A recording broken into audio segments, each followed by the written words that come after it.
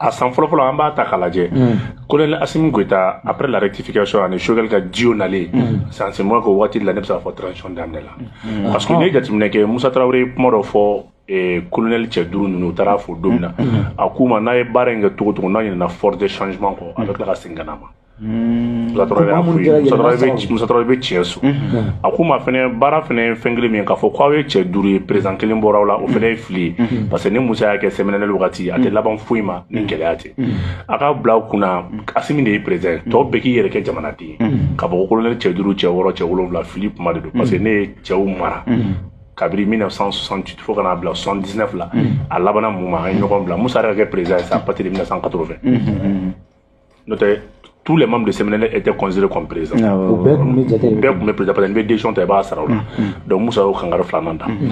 Colonel Assimi Goïta sigilen kɔfɛ a ka hamina fɔlɔ kɛra mun ye o de ye k'a fɔ fɛn min ye Mali ka dun ka fa o bɛ se ka don da la cogo jumɛn aw ɲɛ bɛ malo prix de la mais mun de kɛra ka malo prix to na n'o tɛ kun bɛ yɛlɛ fɛn na min tɛ nin o ɲɛfɔ an ye mɔgɔw ma se k'o yɔrɔ faamuya Assimi nana sɔrɔ marché fɛn min ye monopole de dilen don mɔgɔ dɔw ma bon mun dir'u ma lettre de crédit de fɛnɛ b'u bolo u ye jurubaw de ta banque la donc n'i ko k'i b'a b'u bolo bi État attaqué a tɛ se ka b'u bolo malo ni sukaro gɛlɛya min ka kɛnɛ ani embargo tɛ ɲɔgɔn sarala foyi la commerçant dɔw ka ŋaniya de don ŋaniya juguya de don ka se ka na ni gɛrɛntɛ ni gɛlɛya ye ka sigi jamana kan Assimi ninnu nana sɔrɔ a dilen d'u ma non olu ye contrat de ye contrat yanni fanga ka bin contrat bɛɛ kun ye 10 ans 10 ans 5 ans 5 ans u y'a di de wa n'i y'a camion fɛn jateminɛ k'a lajɛ a bɛɛ fonctionnaire u ta ye fonctionnaire kelen minnu bɛ gouvernement kɔnɔ olu de bɛ camion san douzaine centaine ka tila k'a di opérateur économique ma u b'a fɔ o de ma ko transporter pour son propre compte opérateur économique olu de ka ka malo marché exonération mana d'i ma i ka taa di transporteur dɔ ma o tɛ kɛ dɛ e kelen bɛ tila ka camion san tila k'a ta i yɛrɛ ka compte la donc o de y'a to exo min bɛ d'i ma a tɛ se ka exécuter parce que exo yɛrɛ tɛ dɔn parce que e kan ka na ni fɛn min ye a dɔn cogo tɛ dɔn parce que camion ye e yɛrɛ de ta ye n'a y'i diya i bɛ se ka taa tulu ta ka malo don a jukɔrɔ la ka na n'a ye parce que e de ta don a contrôle b'i yɛrɛ de bolo donc u y'o de kɛ ka jamana ta ok donc sisan Assimi nalen kɔfɛ a y'i ɲɛsin mun ma fana o kɛra sɛnɛko ye a nana Mali bila mun na an tun bɛ ka prévision kun ye 8 millions d'hectares de 8 millions de tonnes ye a tun b'o de ɲini colonel Assimi ye plan min bila a ka politique agricole min bila parce que hali n'a sɔrɔ a bɛɛ ma réussi gɛlɛya kɛra engrais ko la mais o n'a gɛlɛya n'a ta o ta a ye surplus kɛ ni 1 500 000 tonnes k'o fara 8 millions ça fait 9 500 000 tonnes de céréales a y'o de kɛ donc n'i y'o jateminɛ k'a lajɛ malo man ka tɛmɛ 60 kan san wɛrɛ obligatoirement n'i ye prévision ta k'a jateminɛ o ye diyagoya de ni baara kɛra a kɛcogo la filanan ye mun ye Assimi jija cogo bɛɛ la ko sumankisɛ foyi kana bɔ fɛn min ye coton graine o kana bɔ parce que n'o ma bɔ o de bɛ se ka tatun ka tila ka tulu fɛnɛ dilan n'a ye an bɛ se k'an yɛrɛ sɔrɔ la bigan balo o da gɛlɛyara ni bigan balo da gɛlɛyara o tuma i bɛ k'a fɔ bigan da bɛ gɛlɛya a bɛ kɛ sababu ye seliw kɔnɔna na mɔgɔw bɛ jɔrɔba sɔn a ye décret ta ko nin si kana bɔ Assimi tila ka décret ta tugun san 2 in kɔnɔna k'a dɔn k'a fɔ maliyɛn ka baloko ka bon ni jateminɛ kɛ i b'a ye k'a fɔ bigan miliyɔn 12 o b'an fɛ yen misi la i b'a ye k'a fɔ fɛn min ye saga ni fɛn ninnu olu dɔw bɛ taa miliyɔn 16 19 la ɲaamɛ de ye 100 ni dɔɔnin sinon a tɔ bɛ ye miliyɔn 10 ni kɔkɔ donc an ye baloma jamanaw de nɔnɔ gansan an bɛ 30 milliards de sɔrɔ donc a ye mun kɛ a ye bigan fagayɔrɔ 4 de dayɛlɛ biganw tɛ ta bilen k'a fɔ ko Sotiba ni Musabugu sanfɛla Musabugu kuranin ni ɲɔgɔn cɛ k'u bɛ tila u ni ɲɔgɔn cɛ non bigan fagayɔrɔ dayɛlɛnna région 4 de dayɛlɛnna k'a fara fɛn kan o bɛ mun kɛ biganw bɛ se ka t'u nɔ la k'a faga sogo bɛ se ka fan bɛɛ labɔ bɛɛ bɛ se ka hakɛ cogo min na sogo la a nan'o politique ye a ka politique filanan nana kɛ mun ye sirako gɛlɛyaw a y'a ye k'a fɔ jago ni fɛn min ye jagoma fila tɛ se ka ɲɛ sɔrɔ abada fo jagokɛlaw ka se ka accès sɔrɔ sirako la o de y'a kɛ a ye nɛgɛjuru sira nano ye san 10 ani kɔ kayikaw i mana fɛn fɛn di kayikaw ma n'i ma nɛgɛjuru sira d'u ma i ma foyi kɛ a ye terrain na wuli terrain 5 terrain 2 o dilanna n'o o ye C207 ani C205 a y'o lawuli ni ani Irisiw ka bolodi ɲɔgɔnma ye o siratigɛ ninnu na o bɛna tɛmɛ ni gare 32 de ye tugun gare minnu n'a bɛ se ka développement économie locale yɛrɛ fɛnɛ développer dɔw bɛ taa feere kɛ terrain de ka taa nasɔngɔ bɔ dɔw bɛ taa ni terrain bɛ tɛmɛ dɔw yɛrɛ bɛ don ça fait i b'a ye économie locale a b'a développer rapidement et facilement a kelen ko kɛ i b'a ye k'a fɔ a ye terrain kunkolo 3 fɛnɛ commande kɛ min yɛrɛ fɛnɛ kan ka na walasa ka ni musaka bɛɛ nɔgɔya gouvernement ye bolo da kun ka 7 milliards de di walasa ni nɔgɔya ninnu bɛ se ka na cogo jumɛn baara filanan kɛra mun ye a y'a ye k'a fɔ fɛn min ye engrais ko nana kɛ gɛlɛyaba ye ka sababu kɛ monopole ye ani Irisiw ka convention na a y'a ɲini o kumana o bɛ se ka mun de kɛ État yɛrɛ ka engagement dɔw ta ka engrais baden commande kɛ n'a nana a bɛ bila commerçant ka bolo kan État tɛ feere kɛ dɛ mais ale b'a la na ka kɛ garan a la walasa san wɛrɛ nɔgɔ bɛɛ bɛ se k'a yɛrɛ sɔrɔ a sɔrɔ togo la togo jumɛn sɛnɛ ka kɛ basigi kɔnɔna la parce que nin kalo in de b'an bolo ni nɔgɔw ma se ka se a seyɔrɔ a bɛ jouer sumanw prix kan san wɛrɛ sɛnɛ wagati kɔnɔna la donc wulikajɔ ni cɛsiri baara caman kelen don kɔnɔna la ka ɲɛsin o yɔrɔ yɛrɛ fɛnɛ ma n'i ye jateminɛ kɛ fɛn min ye sɔrɔ ni sarakɛlaw ka baara bolo ye a ye kɛlɛkɛminɛnw ni kɛlɛkɛ hakilina minnu ta o yɔrɔ la fɛn min prime de aya ye n'o ye zone de guerre ye a y'o bɔ 5000 na k'o kɛ 5005 ye maa ma n'i yɛrɛ sɔrɔ sira fɛ a y'o k'o ye fɛn min ye giriw ye Choguel colonel fɛn docteur Choguel Kokala Mayiga ale ye giri bɛ initier ka dɔn k'a fɔ e ye sɔrɔ bosona ye n'a y'a sɔrɔ temps de b'i bolo i ka ɲanzan na n'o ye giri ye o temps ɲɔgɔnna kan ka kɛ o tuma na fɛn min ye bigam dɔgɔtɔrɔ ale fɛnɛ kan k'o ɲɔgɔnna sɔrɔ catégorie de service économique ko t'a la foyi t'a la catégorie bɛɛ ka se ka initier bɛɛ ka se k'i yɛrɛ sɔrɔ o kɛra sababu ye fonctionnaire caman ye farankan caman sɔrɔ min n'a bɛ se ka na ni lafiyaba ye o lafiya ninnu kɔnɔna la majɛ yɔrɔ dɔw yɛrɛ finitigiw ka fanfɛla la hali n'a y'a sɔrɔ kɛlɛkɛla minnu bɛ yen n'o o ye défense sira fɛ olu nana jɔyɔrɔba sɔrɔ fɛn min ye lakana tigilamɔgɔw ye n'o ye sécurité ye olu nana hali bi o giriw bɛ ka lajɛ walasa ka rapprochement don o giriw ni ɲɔgɔn cɛ o kɛra dakosiba ye gouvernement ma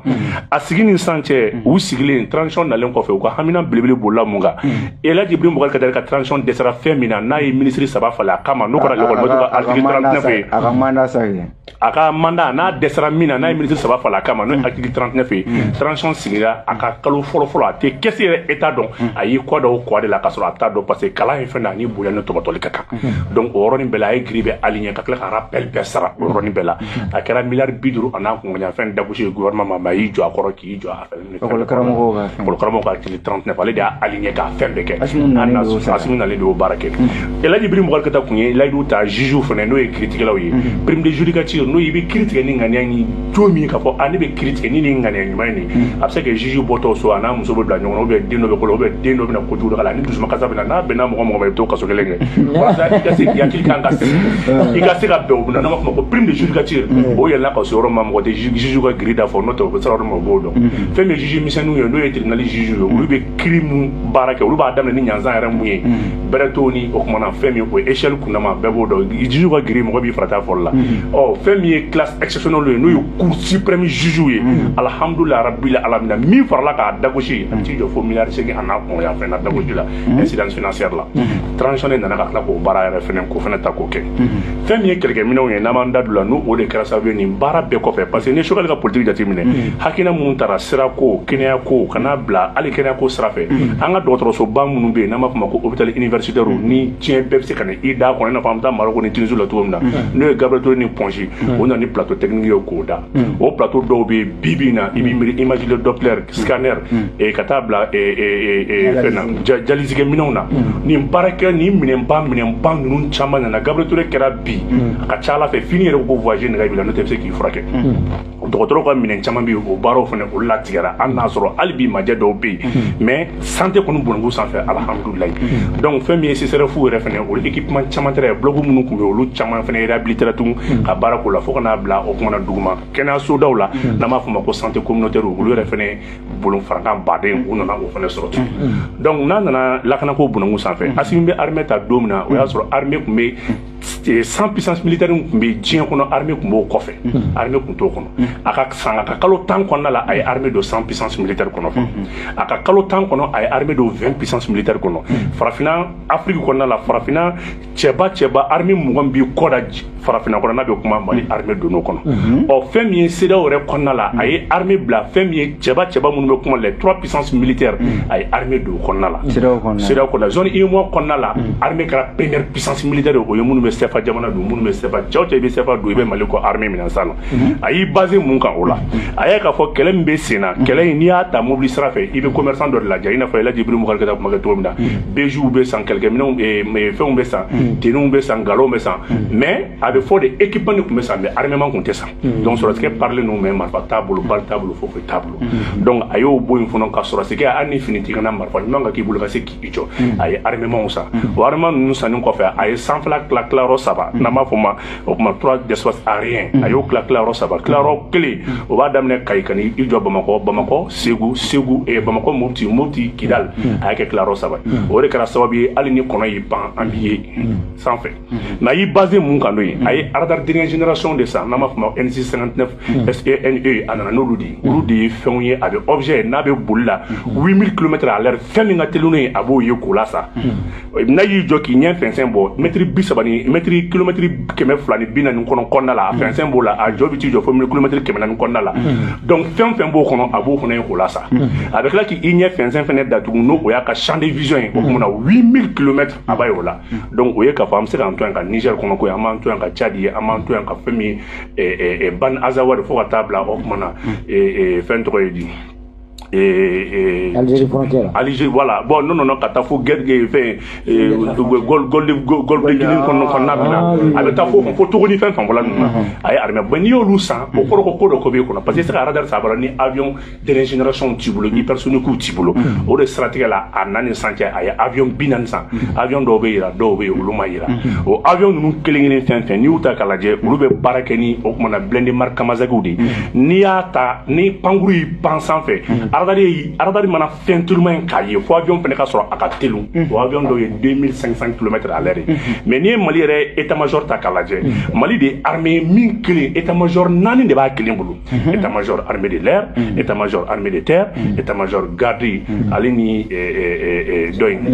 non jamais nous génération mais armée nanambi akli plaga jiala nani kondo donc ni tetemne kalaje régiment nous konna la bata domina Mali régiment ko 21 régiment armée de terre donc ayo ke 23 régiments allez maintenant d'infanterie allez section d'artillerie batterie d'artillerie allez ni fermier et section blindée allez ni cavalerie ni ulu beta kala je be ka fo lu kelke mi je keme ka baram ge bongile meta ke kasa adana donc akra sababu économie militaire là avec dobo chauka ninchena avec dobo chauka sayala avec sika ke je keme ka ta baram ge bi jolondo ko ke o regara sababu ka terusu yere ke yoro chama kata